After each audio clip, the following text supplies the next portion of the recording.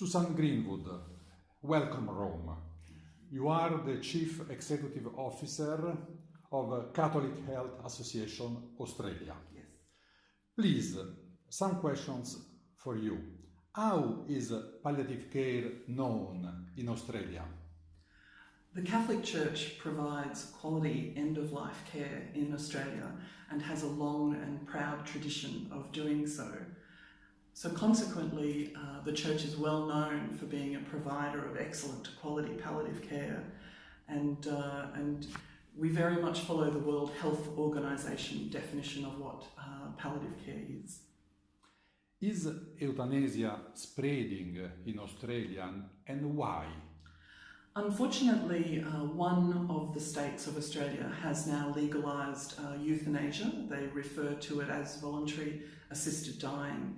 And voluntary assisted dying has not yet commenced in Australia, in the state of Victoria, but from next year it will. Other states around the country are looking at euthanasia as well being introduced.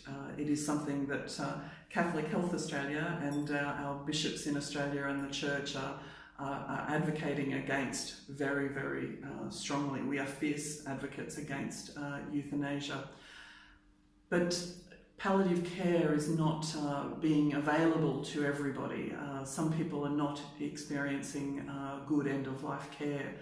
And so for that reason, I think some Australians think euthanasia is an option for them at end of life. So we are working to spread the message that good palliative care will result in a good end of life and a comfortable death.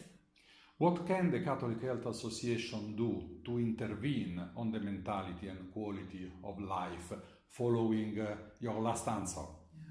I think the excellent thing we do is just the wonderful work of the Catholic hospitals and aged care providers in Australia.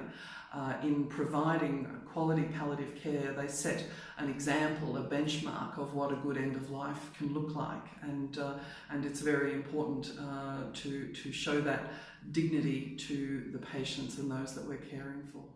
Please tell me something about the numbers of the Catholic health system in Australia. Oh, my pleasure. Catholic Health Australia is a bit like the membership body that sits over all of the Catholic hospitals and Catholic aged care in Australia. So we have over 80 Catholic hospitals. About a quarter of those are public hospitals, so where we're partnering with the government to provide public health services, and also 3/4 are private hospitals. So they're all not-for-profit, though, with money going back into the provision of services.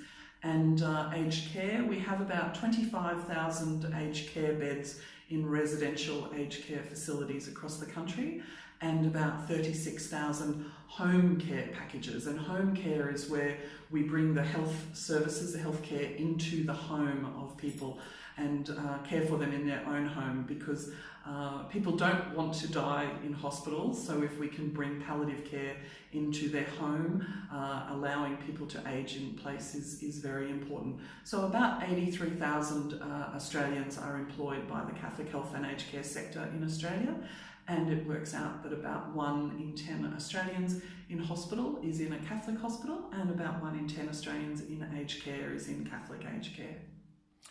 Suzanne Greenwood, Chief Executive Officer, Catholic Health Association Australia. Thank you very much for your time. Grazie.